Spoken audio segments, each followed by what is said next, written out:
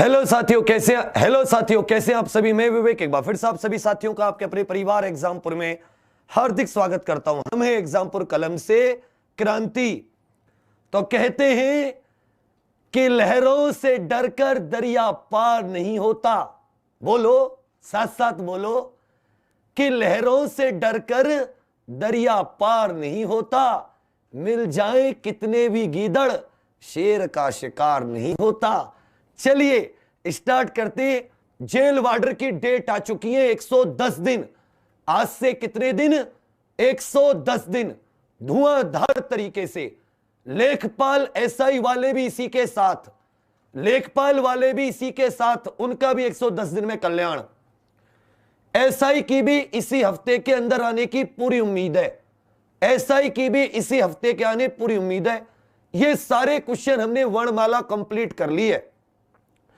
वर्णमाला हमसे क्या होगी? पूरी तरीके से कंप्लीट हो गई है। स्वर व्यंजन कितने होते हैं, कैसे होते हैं, आज उसका टेस्ट है।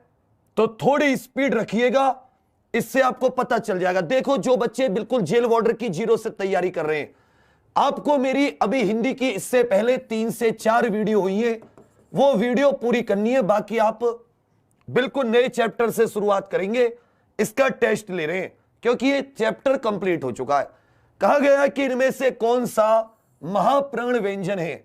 महाप्राण मतलब जिसके उच्चारण में ज्यादा वायु निकलती है। कै, खे, गे, घे। तो देखोगे कि प्रत्येक वर्ग का दूसरा और चौथा, और जो हमारे ऊष्म व्यंजन होते हैं, ये सारे के सारे क्या होते हैं? महाप्राण होते हैं। तो तीसरा आपका बिल्कुल सही उत्तर है। कह रखा है इनमें से कौन सा संयुक्त स्वर है। आपको 4 दे रखे, इनमें संयुक्त स्वर बताना है। तो संयुक्त स्वर होते हैं जो कि एक से ज्यादा स्वर से मिलकर बने होते हैं। ए आके आगे छोटा ई बड़ा ई आ जाए तो ए से एड़ी बनती है। ए आके आगे छोटा ए आ जाए तो बच्चा ए से ऐनक बनती है। इसी तरह ए या आ के आगे छोटा ऊ बड़ा ऊ आ जाए तो ओ से ओखली बनती है, और ए आ के आगे ओखली वाला आ जाए तो औ से औरत बनता है। ये जो चारों के चारों हैं, उत्तर संख्या 4, इन्हें संयुक्त स्वर कहते हैं। यह आपका अद्भुत सही आंसर है। इनमें से कौन सा ट वर्ग में नहीं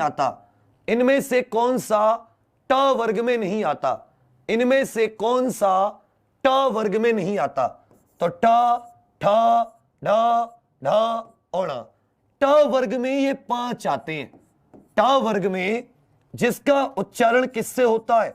मूर्धन्य से होता है। 5 आते हैं। आपसे पूछा है कौन सा नहीं आता, तो ये ते, थे, दे, धे, ने, ते वाले वर्ग में आता है, ना कि टा वाले में। तीसरा आपका बिल्कुल सही उत्तर है। किस वर्ण का उच्चारण स्थान कंठ और तालु होता है? तो हम जानते हैं कि ए और आ ये कंठ से बोले जाते हैं, जबकि छोटी ई बड़ी ई ये तालु से बोले जाते हैं। छोटे ए से एड़ी और बड़े ए से ऐनक ये कंठ तालव्य से बोले जाते हैं। इनमें कंठ से भी होते हैं, तालु से भी होते हैं। तो उत्तर संख्या 4 आपका बिल्कुल सही आंसर है। इनमें से कौन सा व्यंजन संघर्षी है? कल आप अपने नोट्स देखिए पिछली क्लास के 3-4 क्लास के, तो मैंने वहां पर आपको एक लिखवाए थे स्पर्श संघर्षी। मैंने बोला चा, छा, जा, झा, ये क्या होते हैं? स्पर्श संघर्षी होते हैं। और एक सिर्फ संघर्षी लिखवाए थे। ये स्पर्श क्यों? क्योंकि का से लेकर मां, इनके उच्चारण में जीभ मुंह के किसी न किसी हिस्से को टच करती है, और जो ये संघर्षी होते हैं इसमें जीभ टच नहीं करती। ये चारों के चारों जो हमारे ये वाले हैं, कौन से वाले? ऊष्म व्यंजनों को हम लोग सिर्फ संघर्षी व्यंजन भी कहते हैं। क्या कहते हैं? संघर्षी व्यंजन भी कहते हैं। तो तीसरा आपका बिल्कुल सही उत्तर है। उत्तर संख्या 3 आपका बिल्कुल सही उत्तर है। मैं फिर से कह रहा हूं झा स्पर्श संघर्षी है, क्योंकि जीभ आपके टच करती है मुख के मूल उच्चारण स्थानों को, लेकिन संघर्षी मतलब टच नहीं, सिर्फ संघर्षी, गर्मी निकलती है। तो उत्तर संख्या 3 हा। ऊष्म व्यंजन वर्ग का हा जो होता है ये आपका संघर्षी व्यंजन है। इनमें से कौन सा व्यंजन नहीं है? इनमें से कौन व्यंजन नहीं है? इनमें से एक व्यंजन नहीं है। देखिए इसमें यहां पर ये इसको लगाना चाहिए था, ये क्या होता है? इसमें से हमें यह पूछना चाहिए था इनमें से कौन सा संयुक्त व्यंजन नहीं है। क्या पूछना चाहिए था? संयुक्त व्यंजन। तो हम जानते हैं 6 से क्षत्रिय क्या होता है? संयुक्त व्यंजन होता है। त्रा बनाते तो ता प्लस रा, ज्ञा बनाते तो जा प्लस न्या। एक शिरा भी होता है, शिरा से शिर्मिक, इस प्रकार से। लेकिन जो फा होता है इसको हम कहां से बोलते? मेनली होठ से बोलते, और वैसे देखें तो दंतोष्ठ से बोलते। फा एक स्पर्श व्यंजन है, ना कि संयुक्त व्यंजन। हमसे क्वेश्चन कहा गया था कौन सा संयुक्त व्यंजन नहीं है? इनमें से कौन सा ऊष्म व्यंजन नहीं है? इनमें से कौन सा ऊष्म व्यंजन नहीं है? ऐसा व्यंजन कि जिसके बोलने में गर्मी नहीं निकलती, ऊष्म व्यंजन नहीं है। तो हम जानते हैं ऊष्म व्यंजन का सही क्रम क्या होता है? ये होता है। तो जो गा है ये स्पर्शी व्यंजन है। कैसा व्यंजन है? स्पर्श व्यंजन। ये ऊष्म व्यंजन नहीं है। संयुक्त व्यंजन ज्ञा किससे बनता है? अभी हमने देखा था कि संयुक्त व्यंजन ज्ञा जो होता है ये जा के नीचे तो लगा देते हैं हलंत और न्या। जा के नीचे क्या लगा देते हैं? हलंत और न्या। इन दोनों के मेल से क्या बनता है? संयुक्त व्यंजन ज्ञा से ज्ञानी बनता है। ज्ञा से ज्ञानी बनता है। कह रखा है वह कौन सा व्यंजन है? ये रे ले वे, हम ये चारों पढ़ते हैं। कह रखा है वह कौन सा व्यंजन है, तो या रा ला वा, इन चारों को एक साथ अंतस्थ व्यंजन कहा जाता है। इन चारों को एक साथ अंतस्थ व्यंजन कहा जाता है। इसमें से भी या और वा जो होते हैं इन्हें अर्ध स्वर कहा जाता है। इन्हें क्या कहा जाता है? अर्ध स्वर। तो वा जो है वो एक अंतस्थ व्यंजन है। कैसा व्यंजन है? अंतस्थ व्यंजन है। हिंदी वर्णमाला में व्यंजनों की संख्या कितनी है? हिंदी वर्णमाला में व्यंजनों की संख्या कितनी है? हिंदी वर्णमाला में व्यंजनों की संख्या कितनी है? तो असल में हिंदी वर्णमाला में तो व्यंजनों की संख्या 39 होनी चाहिए थी। यह किसके आधार पर? लेखन के आधार पर। लेकिन 39 नहीं है, तो वो आपसे उच्चारण के आधार पर पूछना चाहता है। मैंने बहुत अच्छे से लिखवाया है कि हिंदी वर्णमाला में उच्चारण के आधार पर व्यंजनों की संख्या 33 होती है। व्यंजनों की संख्या कितनी होती है? 33 होती है। हिंदी शब्दकोश में 6 से क्षत्रिय, इसका स्थान किसके बाद में आता है? 6 से क्षत्रिय का क्रम किस वर्ण के बाद आता है? तो मैंने कहा कि जो 6 से क्षत्रिय है ये एक संयुक्त व्यंजन है जो का प्लस शा से बना हुआ है।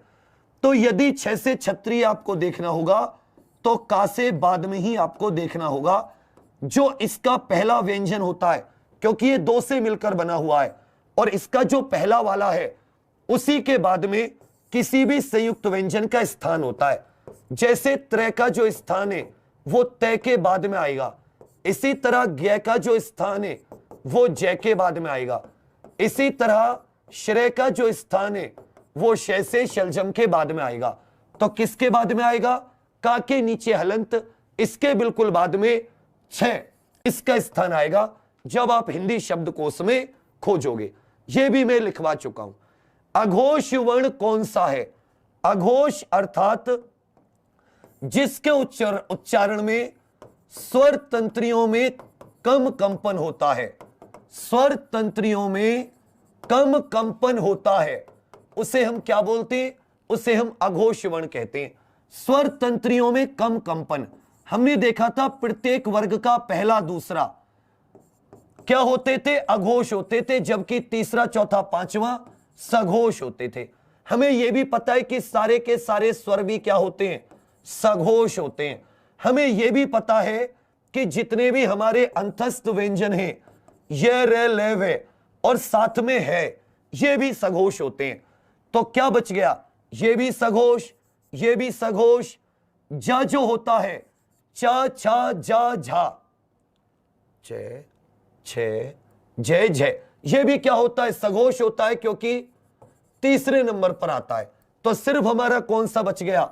चौथे नंबर का बच गया, क्योंकि वर्ग का पहला और दूसरा और ऊष्म व्यंजन में पहले तीन ये क्या होते हैं? अघोष वर्ण होते हैं। इनके उच्चारण में कम स्वर कंपन होता है, स्वर तंत्रियों में कम कंपन होता है। अगला प्रश्न आ जाता है, भाषा विज्ञान की दृष्टि से ऊ, भाषा विज्ञान की दृष्टि से ऊ किस प्रकार का स्वर है? भाषा विज्ञान की दृष्टि से ऊ ये किस प्रकार का स्वर है? भाषा विज्ञान की दृष्टि से ऊ जो है ये किस प्रकार का स्वर है? तो देखिए बच्चा, ऊ किस प्रकार का स्वर है? बहुत ही अच्छा क्वेश्चन है। ये किस प्रकार का स्वर है? सबसे पहले तो आपको इसमें दो तरीके से पूछा है। इसमें आपसे क्या पूछा है बच्चा? इसमें आपसे दो तरीके से पूछा है। इसमें आपसे क्या पूछा है? दो तरीके से पूछा है, ध्यान देना। पहला तो वो आपसे जीभ के कौन से हिस्से से, तो मैंने आपको जीभ के तीन हिस्से लिखवाए। अगला वाला हिस्सा जिससे आप ये वाले चार वर्ण बोलते हो, जीभ के अगले हिस्से से, जीभ के बीच के हिस्से से ये वाले, और बाकी सब किससे बोलते हो?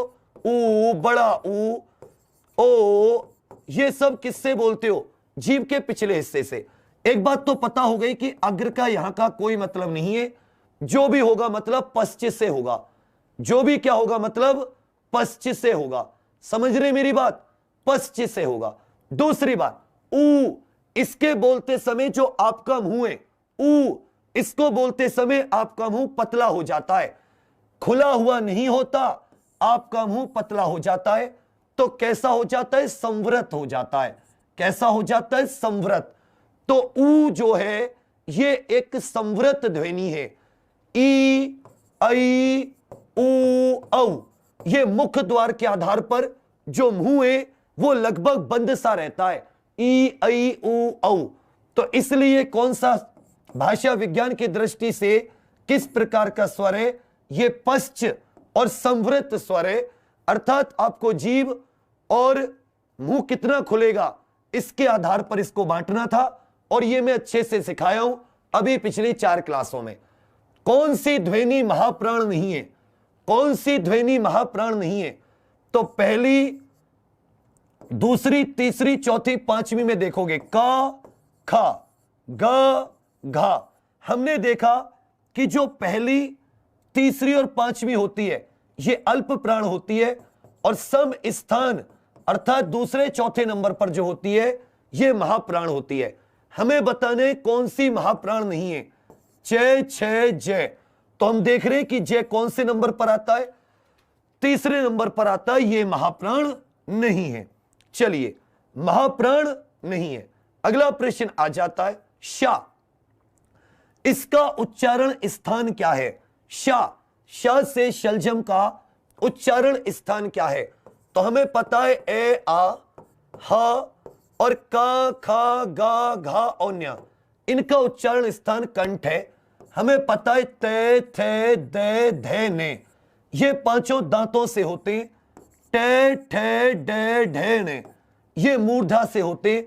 और हमें भी पता है कि पूरा का पूरा छोटा ई, बड़ा ई, चे, छे, जय, झय, ने और यश, ये और शे, इन सब का उच्चारण कहां से होता है?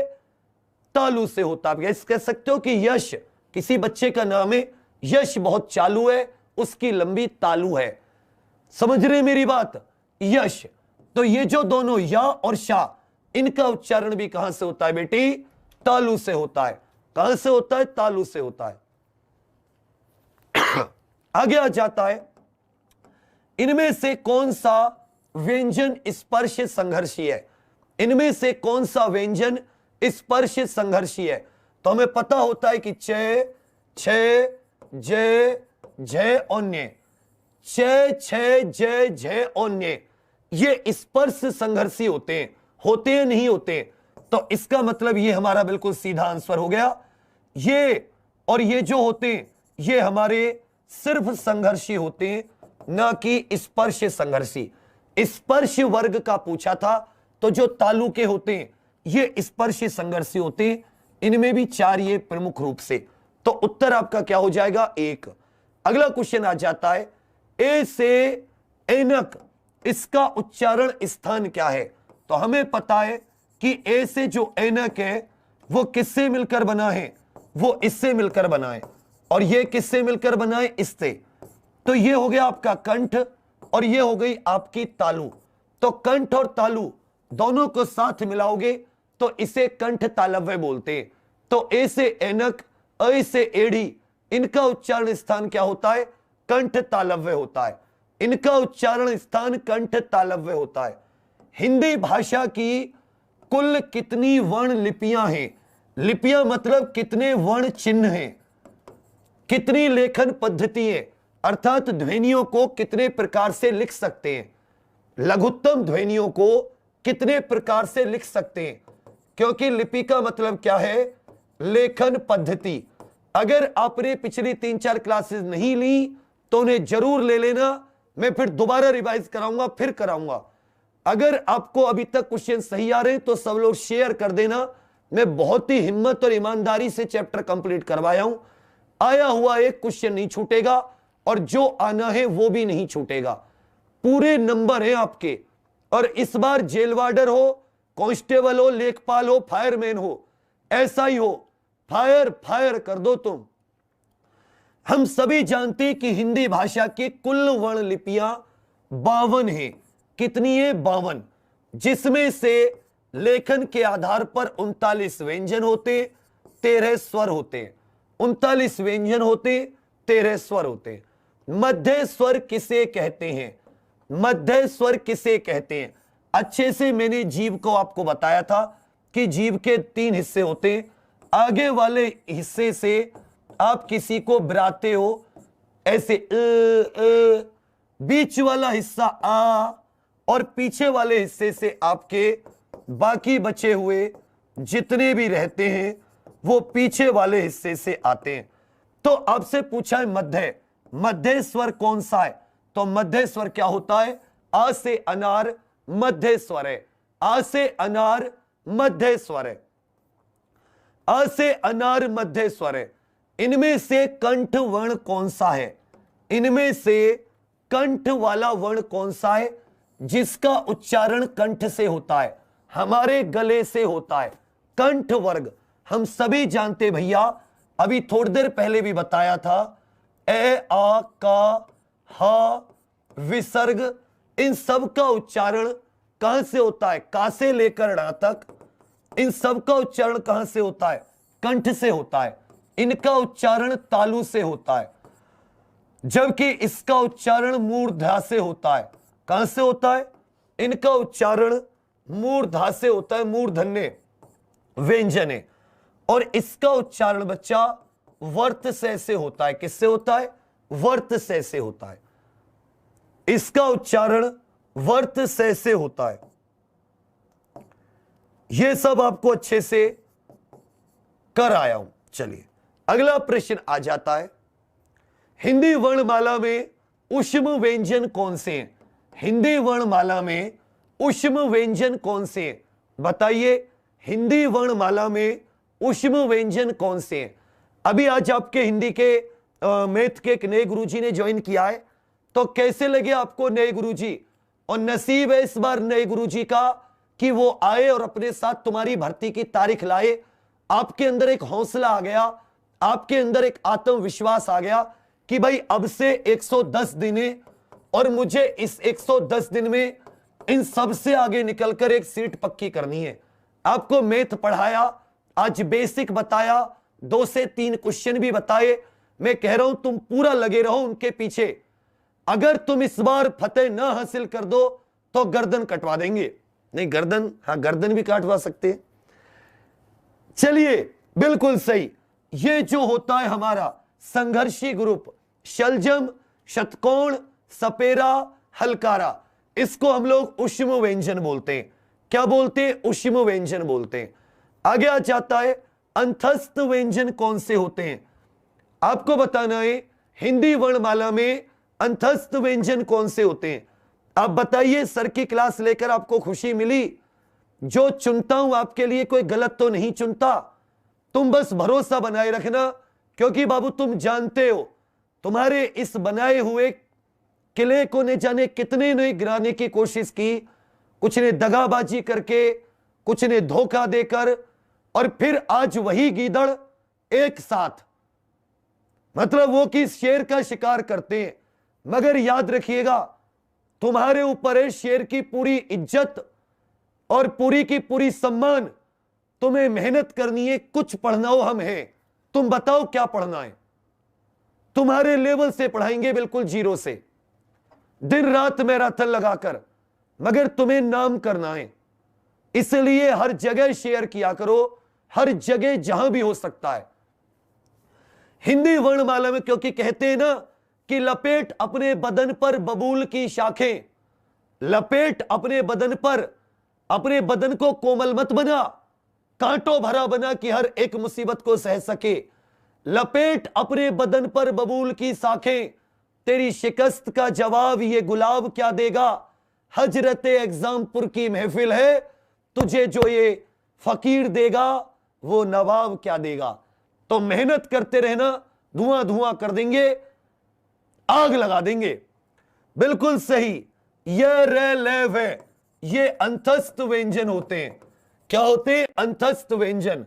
ये ऊष्म व्यंजन होते हैं, ये संयुक्त व्यंजन होते हैं, और बच्चा ये तालु से बोले जाते हैं, तालव्य व्यंजन होते हैं। तो आपका उत्तर क्या हो जाएगा? 2। आगे आ जाते हैं, इनमें से अंतस्थ व्यंजन कौन सा है? अभी हमने पढ़ा था या, रा, ला, वा, ये अंतस्थ होते हैं। का, ये कंठे व्यंजन होता है। टा, ये मूर्धन्य व्यंजन होता है। चा, ये तालव्य व्यंजन होता है। और या और वा, इन दोनों को अर्ध स्वर भी कहते हैं। इन दोनों को अर्ध स्वर भी कहते हैं। इनमें से महाप्राण व्यंजन कौन सा है? इनमें से महाप्राण व्यंजन कौन सा है? कल 2 तारीख है, कल 2 जून दोपहर 2 बजे आपका मैं सिलेबस दे दूंगा। उन्हीं पॉइंट को आपको करना है हर एक सब्जेक्ट में, पूरा ध्यान लगाकर। नई कॉपी खरीद के जैसे ही आपका एक पूरा हो जाए ऐसे टिक लगा देनी। अच्छा, ये भी टॉपिक हो गया। जब दोबारा रिवीजन करने आओ, एक बार रिवीजन करो, एक टिक। अगर उसका फिर तीसरी बार रिवीजन किया है, फिर एक टिक। इस तरह से हर एक सब्जेक्ट के आपको टॉपिक पता चल जाएंगे कि किसका आपका रिवीजन है और किसका रिवीजन नहीं है। यह तरीका आपको बहुत हेल्प करेगा, बहुत मदद करेगा। कल 2 जून दोपहर 2 बजे। लेखपाल वाले भी परेशान ना हो, समय थोड़ा सा चेंज कर देंगे और कुछ क्लासेस लेख इसी के साथ, क्योंकि 110 दिन दोनों के लिए काफी हैं। महाप्राण व्यंजन, महाप्राण या तो दूसरा और चौथा जिसमें ज्यादा वायु निकले, या ये जितने भी हमारे ऊष्म व्यंजन होते थे ये महाप्राण होते थे। हमने देखा दूसरा, ये तो पहला है, बिल्कुल नहीं हो सकता। तय, थे, दे, ये तीसरा, ये भी नहीं हो सकता। म, ये 5वां, ये भी नहीं हो सकता। हमने देखा पे, फे, बे, भे, पहला, दूसरा, तीसरा, चौथा। जो भा है ये चौथे नंबर पर आता है, और चौथे नंबर वाले क्या होते हैं? महाप्राण व्यंजन होते हैं, महाप्राण। आगे आ जाते हैं, इनमें से अघोष वर्ण कौन सा है? अघोष मतलब या तो वो पहले दूसरे नंबर पर आए, या वो इनमें से कोई एक हो, या तो पहले दूसरे नंबर पर आए, या इनमें से एक कोई हो। तो हमने देखा कि पहले नंबर पर आने वाला कौन सा होता है? पा होता है। पा, फा, बा, भा, मा। कौन से नंबर पर आ रहा है? पहले नंबर पर। अघोष, इसके उच्चारण में स्वर तंत्रियों में कम कंपन है। कह रखा है इनमें से कंठे वर्ण कौन सा है, अर्थात किसका उच्चारण कंठ से होता है। तो हम सभी जानते ए, आ, का, खा, गा, घा, न्य है, और जो विसर्ग होता है इन सब का उच्चारण कंठ से होता है। उत्तर आपका हो जाएगा ये। ई, इसका उच्चारण तालु से होता है। छोटी ई का भी उच्चारण तालु से होता है और ऊ का उच्चारण ओष्ठ होठों से होता है। किससे होता है? होठों से होता है। आगे जाते पे फे बे भे में ये किस प्रकार के व्यंजन होते हैं? पे फे बे भे में ये किस प्रकार के व्यंजन होते हैं? तो हमें पता है, अब बोल के देखो, पे फे बे भे में हमारी जीभ होठों को टच करती है, ये ओष्ठ्य व्यंजन होते हैं। जो का वर्ग वाला होता है कंठा, जो तय वर्ग होता है तय थे दे दे दे ये ता, और जो तालव्य होता है ये चय वर्ग। तो याद रखिएगा पे फे बे भे में ये बाबू ओष्ठ्य होते हैं। कौन से होते हैं? ओष्ठ्य होते हैं। दो व्यंजन जब एक साथ मिलते हैं तो क्या कहलाते हैं? दो व्यंजन जब एक साथ मिलते हैं तो क्या कहलाते हैं? जैसे का प्लस श्या मिला तो क्या खिलाया? छह से क्षत्रिय। त प्लस र मिला तो क्या कहलाया? त्रा। श प्लस र मिला क्या कहलाया? शिरा। ज प्लस न्य मिला क्या कहलाया? ज्ञा। तो इन्हें हम क्या कहते हैं? संयुक्त व्यंजन कहते हैं। जब दो व्यंजन एक साथ मिलते हैं तो हम उन्हें संयुक्त व्यंजन कहते हैं। क्या कहते हैं? संयुक्त व्यंजन कहते हैं। वर्ण तालिका के अनुसार ह्रस्व, दीर्घ और प्लुत क्या होते हैं? वर्ण तालिका जो होती है, तो जब हम स्वर को मात्रा के आधार पर, मात्रा कह लो या उच्चारण काल के आधार पर कि उच्चारण में कितना समय लग रहा है, उच्चारण काल के आधार पर विभाजन करते हैं कि उच्चारण में कितना समय लग रहा है, तो याद रखिएगा उसे हम लोग ह्रस्व, दीर्घ और प्लुत कहते हैं। और ये किसका? स्वर का। तो उच्चारण काल के आधार पर स्वर का विभाजन, जिसमें एक मात्रा के बराबर समय लगे ह्रस्व, दो मात्रा के बराबर समय लगे उसे क्या कहते हैं? दीर्घ। और ये सिर्फ संस्कृत में होता है। प्लुत जिसमें तीन मात्रा के बराबर समय लगता है, प्लुत स्वर। हिंदी में ध्वनियां कितने प्रकार की होती हैं? हिंदी में ध्वनियां कितने प्रकार की होती हैं? तो याद रखिएगा हिंदी में ध्वनियां दो प्रकार की होती हैं, या तो स्वर जिनका उच्चारण स्वतंत्र होता है, या व्यंजन जिनका उच्चारण दूसरे पर निर्भर करता है, स्वर की सहायता से होता है। तो हिंदी में ध्वनियां कितने प्रकार की होती हैं? हिंदी में ध्वनियां दो प्रकार की होती हैं। स्वर जिनका स्वतंत्र उच्चारण होता है, और व्यंजन जिनके उच्चारण के लिए हमें स्वर की सहायता लेनी पड़ती है। मात्रा के आधार पर स्वर कितने प्रकार के होते हैं? और मैं सिर्फ आपसे हिंदी की बात कर रहा हूं। मात्रा के आधार पर स्वर कितने प्रकार के होते हैं? मात्रा के आधार पर, ना मैं उच्चारण की बात कर रहा, ना मैं किसी और चीज की बात कर रहा। तो मैंने आपको मात्रा के आधार पर दो तरह के स्वर बताए थे। ए मात्रिक, ए मात्रिक मतलब जिसकी कोई मात्रा नहीं होती, और मात्रिक स्वर जिसकी मात्रा होती है। मात्रिक स्वर जिसकी मात्रा होती है, याद है? ए मात्रिक जिसकी कोई मात्रा नहीं होती, जैसे आ से अनार, और दूसरे होते थे मात्रिक स्वर जिनकी मात्राएं होती हैं। तो हिंदी में मात्रा के आधार पर स्वर कितने प्रकार के होते हैं? स्वर दो प्रकार के होते हैं, एक अमात्रिक स्वर, एक मात्रिक स्वर। जीभ के आधार पर स्वर कितने प्रकार के होते हैं? जिह्वा के आधार पर स्वर कितने प्रकार के होते हैं? वीडियो का पेपर है, अपने नोट्स उठाओ, कुछ भी चीज बाहर हो तो आके मुझे बता दो, कुछ भी चीज बाहर हो तो मुझे बता दो। जिह्वा के आधार पर, तो जीभ के हमने तीन हिस्से करे थे। अगले हिस्से से हमारे ये स्वर निकलते थे, मध्य हिस्से से हमारे ये स्वर निकलते थे, और पीछे वाले हिस्से से बाकी सारे। तो कितने प्रकार के हो जाते हैं? अग्र स्वर, मध्य स्वर और पश्च स्वर। कितने प्रकार के? तीन प्रकार के। तो जीभ के आधार पर स्वर हमारे तीन प्रकार के होते थे।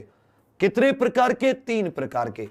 जिनका उच्चारण स्वतंत्र होता है, जिनका उच्चारण स्वतंत्र होता है, और जो व्यंजन के उच्चारण में सहायक होते हैं, उनका उच्चारण स्वयं का स्वतंत्र होता है। स्वयं का स्वतंत्र उच्चारण, लेकिन वो व्यंजन के उच्चारण में सहायक होते हैं। इन्हें हम लोग क्या कहते हैं? ऐसे वर्णों को, ऐसी ध्वनियों को स्वर कहते हैं। स्वतंत्र होती है और व्यंजन स्वर की सहायता से व्यंजन के उच्चारण में सहायक होती हैं, तो इसे हम लोग बेटी क्या कहेंगे? स्वर कहेंगे। ई, ऐ, च, छ, ज, झा और न्य और या और शा, इनका उच्चारण कहां से होता है? ई, ऐ, च, छ, ज, झा, न्य आदि का उच्चारण किससे होता है? तो हम सबको पता है ये तालु की ध्वनि है। के टी एम 2, याद है ना? के तालु चालू, मूर्धन्य टे, दांत तोड़ दू, होठ पा, तो ये पूरा का पूरा कंठ, इसका पूरा वर्ग तालु। तो इन्हें क्या कहते हैं? तालव्य व्यंजन कहते हैं। इन्हें क्या कहते हैं? तालव्य व्यंजन कहते हैं। एक से अधिक वर्णों के मेल को, यह चीज मैं आपको नहीं लिखवाया था, तो इसे अपने नोट्स में लिख दीजिए अक्षर। जैसे मैंने लिखा राम, तो राम में 2 अक्षर हैं, एक राम और एक मां। एक से अधिक वर्णों के मेल को, तो यहां रा और आ, मां और आ, इनका संगम हुआ, इन 2 ध्वनियों का संगम हुआ, व्यंजन के बाद में स्वर आया तो वो एक ध्वनि बन गई, हमने क्या कहा? रा। मां के बाद में स्वर आया, ये एक ध्वनि बन गई मां। तो बच्चा एक से अधिक वर्ण मिले तो इन्हीं वर्णों के मेल को हम लोग क्या कह देते हैं? इसे हम लोग अक्षर कह देते हैं। तो राम में 2 अक्षर हैं, एक रा और एक मां। जबकि पूछे कि राम शब्द में वर्ण कितने, तो 1 2 3 4। राम शब्द में वर्ण कितने? 4 वर्ण है। तो एक से अधिक वर्णों के मेल को हम लोग क्या कह देते हैं? अक्षर कह देते हैं। क्या कह देते हैं बच्चा? अक्षर कह देते हैं। इनमें से दांत से बोला जाने वाला दंते वर्ण कौन सा है? निम्न में से दंते वर्ण, ये स्टेनोग्राफर का है, इनमें से दंते वर्ण कौन सा है? इनमें से दंते वर्ण कौन सा है? बताइए बच्चा, दंते वर्ण कौन सा है? बहुत अच्छे। तो याद रखिएगा, जो दंते वर्ण है इनमें से कौन सा है जो दांत से बोला जाता है? तो हमें पता है जिसके कुछ ना कुछ दांत टच होता है, तो ना तो टे टे क्योंकि मूर्धन्य होता है, ह क्योंकि कंठ होता है, प क्योंकि होठ होता है। लेकिन आपको याद होगा कि स, र और ला, इन तीनों को मैंने क्या बताया था? इन तीनों को वर्त से बताया था। सा अर्थात ऊपर के दांत के मसूड़े, ऊपर के दांत के जो मसूड़े होते हैं उन्हें टच करेगी। तो कहीं ना कहीं जीभ दांत को टच कर रही है, तो मैं इसे दंते कह सकता हूं। कहीं ना कहीं जीभ दांत को टच कर रही है, ये वर्त से होते हैं। इनका अलग उच्चारण स्थान होता है, सा, रा, ला।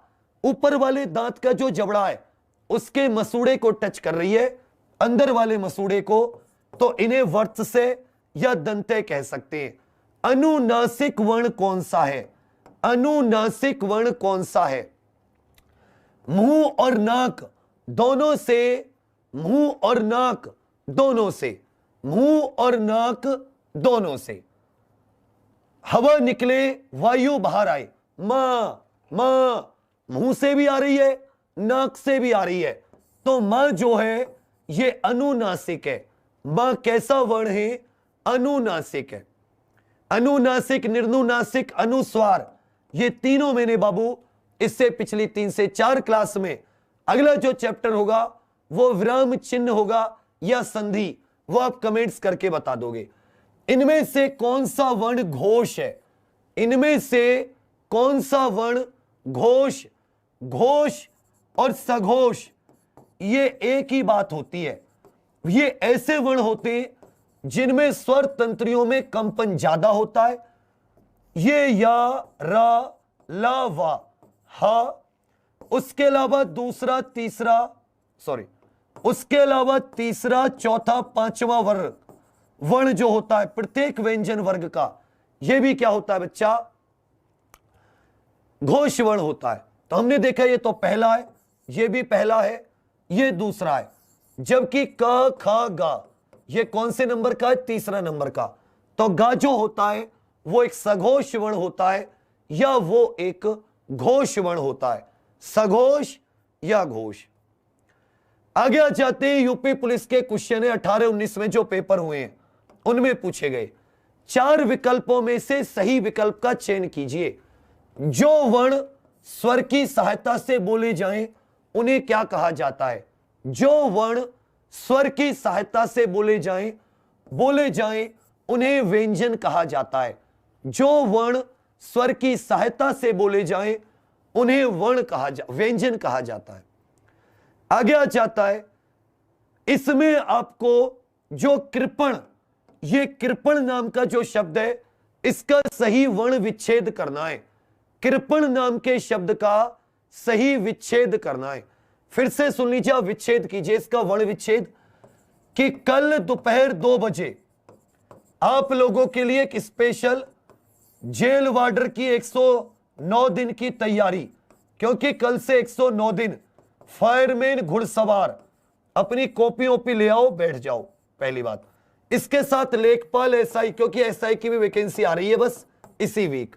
थर्ड चीज जो आपको अभी सीखनी है वो ये है कि अभी रात के 9 बजे आपकी जीके की जो लेखपाल की क्लास होती है, यूपी जीके लेखपाल, क्योंकि लेखपाल का भी आपको देना है, वो क्लास है 10 बजे। आज बस मोहित सर की नहीं है, रीजनिंग की कल थोड़ा टाइम चेंज हो जाएगा।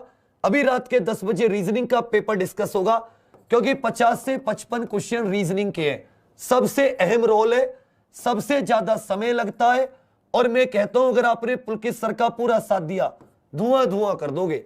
10 बजे और बाबू 11 बजे एक बिल्कुल जेल वार्डर की स्पेशल नितिन सर की भी क्लास है, बिल्कुल स्पेशल। और कल 2 बजे आना ना भूलना।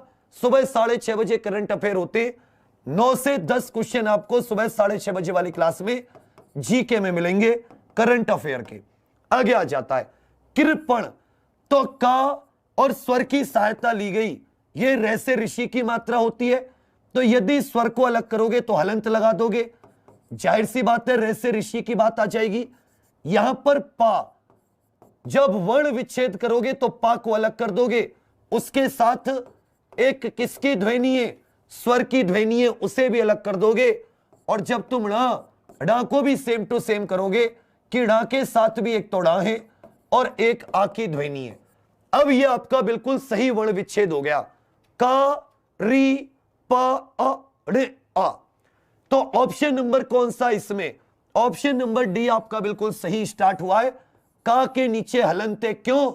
क्योंकि आपने क्री से यहां पे स्वर की सहायता से बोला जा रहा था, आपने स्वर की मात्रा को अलग कर दिया, तो सिर्फ ये बिना स्वर के जो भी व्यंजन बिना स्वर के होते हैं उन्हें हम लोग हलंत से दिखाते हैं। तो डी आपका बिल्कुल सही उत्तर है, डी आपका बिल्कुल सही उत्तर है। इनमें से तालव्य ध्वनि कौन सी है? इनमें से तालु से बोली जाने वाली ध्वनि कौन सी है? तालव्य। तो च, छ, ज, झ और क्या हो जाता है? न्य। और आपको बताया था या और शा, ये तालु से बोले जाते। सी आपका बिल्कुल सही उत्तर है। इनमें से कौन सा वर्ण अघोष है? इनमें से कौन सा वर्ण अघोष है? अघोष अर्थात पहला दूसरा होगा या इसमें से एक हो सकता है, या तो वो पहला होगा या दूसरा होगा। तो हमें पता है का से कबूतर ये अपने वर्ग का पहला है, ग ये तीसरा होता है, चे छे जय ये भी तीसरा और घा चौथा होता है।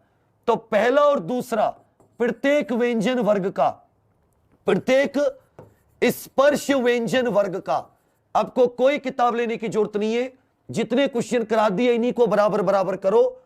ये जितने कॉन्सेप्ट करा दिए किसी किताब में इससे ज्यादा भी नहीं होंगे, इतने एग्जाम्पल भी नहीं होंगे। चलिए बच्चा आगे आ जाता है, इनमें से किस में री की मात्रा का उपयोग हुआ है? इनमें से किसमें री की मात्रा का उपयोग हुआ है? रे से ऋषि की मात्रा क्या होती है, इस तरीके से लगा देते। जब हमने मात्राएं पढ़ी थी तो हमने पढ़ा था आ तो अमात्रिक होता है, इसकी कोई मात्रा नहीं होती। आ की मात्रा होती है, ये छोटी ई की मात्रा होती है, ये बड़ी ई की मात्रा होती है, छोटे ऊ की मात्रा होती है, ये बड़े ऊ की मात्रा होती है, ये सब। तो अब आपको बताना है इनमें से री की मात्रा का उपयोग। तो रे से ऋषि का ऐसा करते तो जो वृष्टि शब्द है, अगर हम इसको इस तरीके से करेंगे तो वे के साथ री की मात्रा थी, इसलिए इस शब्द को क्या बोलते? वृष्टि बोलते हैं। क्या बोलते?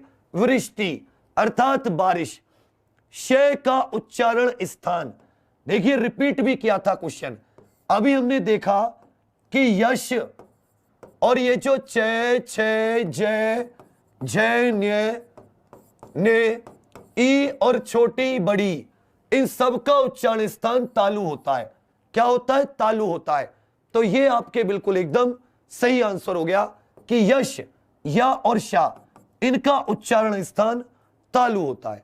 इनमें से कौन सी दंते ध्वनि है? इनमें से कौन सी दंते ध्वनि है? दांत की ध्वनि है। फिर से आपके लिए बहुत ज्यादा दिमाग वाला क्वेश्चन है। इनमें से फिर से दिमाग वाला क्वेश्चन है। अभी 9 बजे यूपी जी के ग्रामीण परिवेश की क्लास है। आज थोड़ी आपकी लेखपाल की क्लास डिस्टर्ब हुई है, कल से वो भी जैसी है चलेंगी। 9 बजे उधर रविंद्र सर की मैथ पढ़ो या जी के, लेकिन पढ़ना आपको एग्जामपुर से ही है। अब बताओ किस चीज की कमी है? पूरी मेहनत लगा दो एकदम जी जान से, किसी चीज की कमी नहीं छोड़ रखी तुम्हारे लिए, और करने की कोशिश करेंगे। अब आके टिकती है आप पर बात, क्योंकि आज से 110 दिन है। हर दिन आप थंबनेल पर पाओगे आज से 109 दिन, आज से 108 दिन, आज से 107 दिन, आज से 106 दिन। और एक बार सभी लोग लिख दो जुनून से कि वर्दी मेरा जुनून, रैद सुल्तान कर दे चढ़ाई। ऐसी पेल दो जैसी तुमने जनवरी 2019 में पेली थी पढ़ाई। ऐसे घिस दो कलम को बाबू। चलिए, हम जानते कै खे गए ये कंठ होता है, चा छा जा ये तालु होते हैं, पा फा बा ये ओष्ठ होते हैं। लेकिन आपको पता है सरल सर ये 3 आपने बताइए कि जिनमें दांत के मूल को, जिसको हम मसूड़ा कहते हैं, जीभ उसे टच कहती है। आप उसे वर्त से भी कह सकते हो और आप उसको दंते भी कह सकते हो। ले आपका बिल्कुल सही उत्तर है। पिछला एक क्वेश्चन आया था जिसमें से आंसर था, इस बार एक क्वेश्चन है जिसमें ला आंसर है। इनमें से कौन सा वर्ण अघोष है, पहला या दूसरा? और उष्म में से शुरुआत के 3 में से कोई एक। इनमें से कौन सा वर्ण अघोष है? तो हम सभी जानते अघोष जिसमें स्वर तंत्रियों में कम कंपन होता है, कौन सा है? पहला दूसरा। तो छ क्या है? पहला वाला है। झ क्या है? चौथा वाला है। ड़ क्या है? 5वां वाला है। जा क्या है? तीसरा वाला। तीसरा, चौथा, 5वां सघोष होते हैं। पहला, दूसरा और ये तीनों ये क्या होते हैं? अघोष होते हैं। स्वर तंत्रियों में कम कंपन होता है। वर्णों के समुदाय को क्या कहते हैं? वर्णों के समुदाय या वर्णों के व्यवस्थित समूह को क्या कहते हैं? वर्णों के क्रमगत समूह को क्या कहते हैं? इसकी जगह वर्णों का समुदाय पूछ सकता है, वर्णों के व्यवस्थित समूह की परिभाषा पूछ सकता है, वर्णों के क्रमगत समूह की परिभाषा पूछ सकता है। वही कहा कि वर्णों के समुदाय को क्या कहते हैं। तो याद रखिएगा, वर्णों के समुदाय को वर्णमाला कहते हैं। वर्णों के समुदाय को वर्णमाला कहते हैं। क्या कहते हैं? वर्णमाला। यहां वर्णों के मेल को, एक से अधिक वर्णों के मेल को अक्षर, सर्वनाम, संज्ञा के स्थान पर प्रयुक्त होने वाले शब्द और क्रिया दूसरा। अब 3-4 चीजें पूछ रहा हूं। इसका उच्चारण स्थान क्या होता है? इसका उच्चारण स्थान क्या होता है? और इनका एक दूसरा नाम क्या होता है? इनका उच्चारण स्थान क्या होता है? दूसरा नाम क्या होता है, इसे क्या बोलते, इन दोनों को एक साथ क्या बोलते, और इसे एक साथ क्या बोलते हैं। ये 5 क्वेश्चन मेरी तरफ से और आपके जादू भरे क्वेश्चन है। हिंदी का जो वर्णमाला चैप्टर है, हिंदी की जो बेसिक चीज है, वो आपसे बेहतर जबरदस्त तरीके से हो गई। पिछले प्रश्न भी आपने लगा लिए, नए प्रश्न भी इन्हीं से मिलते हुए आएंगे। नए प्रश्न भी, बस एक चीज और लिख लीजिएगा, एक काकल्य वर्ण होते हैं, काकल्य कंठ से इसका रिलेशन होता है, स्वर तंत्रीय भी बोलते हैं इनको। तो हा जो है वो स्वर तंत्रीय, काकल्य या कंठ है। हा से हलकारा, समझ रहे मेरी बात। चलिए अभी क्या है, 9 बजे जीके की क्लास है, 9 बजे मैथ की भी है, 10 बजे रीजनिंग का डिस्कशन करेंगे और 11 बजे फिर से जीके की क्लास है। और 12 से 4, आज रात 12 से 4, अब पढ़ो तुम्हें कितना पढ़ना है। सुनसान रातों में, ज्योग्राफी बातों में, अर्थात आरुषि मैम की 4 घंटे की। सोचो दुनिया में तुमने कोई टीचर देखा जो लेडीज टीचर है, लेकिन तुम्हारे लिए रात के 12 बजे, गर्व की बात है कि आप ऐसे गुरुजनों से पढ़ते, आप ऐसे महिला अध्यापकों से पढ़ते, आप ऐसे महान टीचरों से पढ़ रहे हो कि जो रात को लेडी होते हुए भी 12 से 4 आपके लिए क्लास लेने के लिए रेडी हुई, सिर्फ एक मकसद की बच्चा सिलेक्ट हो जाए, हो जाए, हो जाए। अब सुन लीजिए, ऐसे ही जेल वार्डर का बिल्कुल अलग से मात्र 999 रुपए का फुल कोर्स एग्जाम पर ऑफिशियल ऐप पर आ चुका है। सोमवार से उसकी क्लासेस होंगी 999। 2 ऑप्शन है, या तो परिवर्तन ले लो जो पूरा जिसमें सारे कोर्स है, या 999 वाला जेल वार्डर। आपके पास दोनों ऑप्शन है, ठीक है। तो exam pro official app download कर लो, ये सारे क्वेश्चन मैं आपको वहां पे डलवा रहा हूं, आराम से कर लेना।